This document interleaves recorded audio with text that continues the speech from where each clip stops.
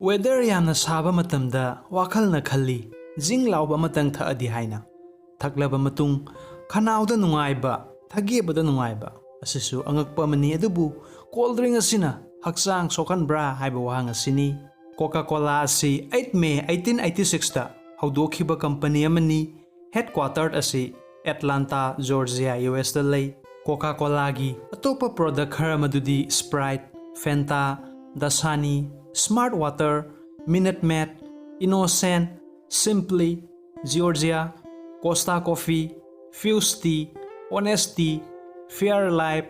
mayam asi Coca-Cola company gi product ngaktani. Mayam asi gi marakta India da khara launch tawraga sizinai, khara di tawde. World number 1 popular soda brand asi Coca-Cola ni maruoina US da khwaidagi sale tawba product amani 2021 faubada Coca-Cola company gi net worth asi $230 billion ni. Pepsi asi PepsiCo haiba company gi product amani PepsiCo gi product sing madudi Miranda, Mountain Dew, 7-Up, Uncle Chips, Quaker Oats, Tropicana, Lays, Kurkure, mayam asini Coca-Cola amadi PepsiCo ani asi amaga yengthinaba company ni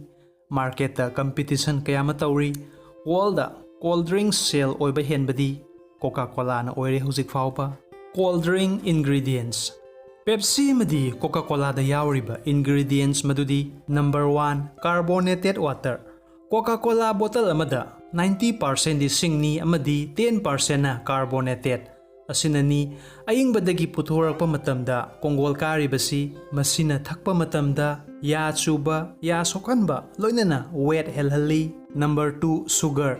Coke 100 ml da 11 gram gi chang da sini yawi adu oiragadi 1 liter da 1 kg gi mathakta sugar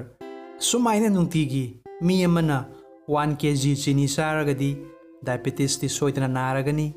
adugi mathakta heart disease Alzheimer's cholesterol level wanghalli. Number 3 caramel color Coke machu asi hek ubada top topi masida seasonariba color asi caramel kawi color asina pukta sanglagadi cancer form tawi. Number 4 phosphoric acid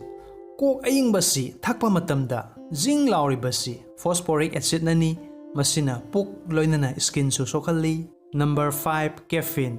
Taste tawba matamda khachak tawriba madi hanjin na thakninglibasi caffeine yawbanani masina insomnia madi dehydration ohelli. Number 6 natural flavor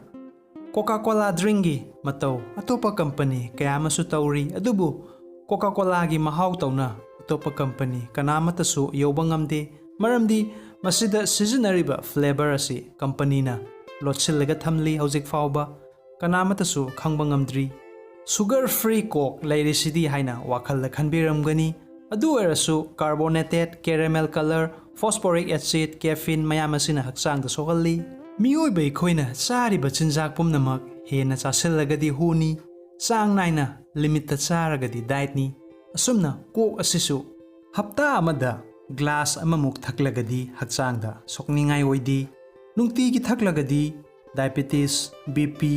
cancer heart attack kiningai oiba laina kaya manarakpa yai matam asidadi corona BP diabetes cancer kidney heart wakhalana skin uring mahing nupigi personal problem Yuma loan problem hakchang chontaba problem mayam asidagi ngakthoknabagitamak yai lifestyle gi health drink asi sijinabiu sunmatagi rupees 650 khaktani home delivery gi khudongchaba sisu thamjari loinana yai product asigi business tobiningba leibiragadi RIKESH education team asida call natraga WhatsApp tobirakpui khudongchaba si thamjari video sina kanaba fangbiragadi nungsibiduna like comment share madi subscribe tobiyu loinana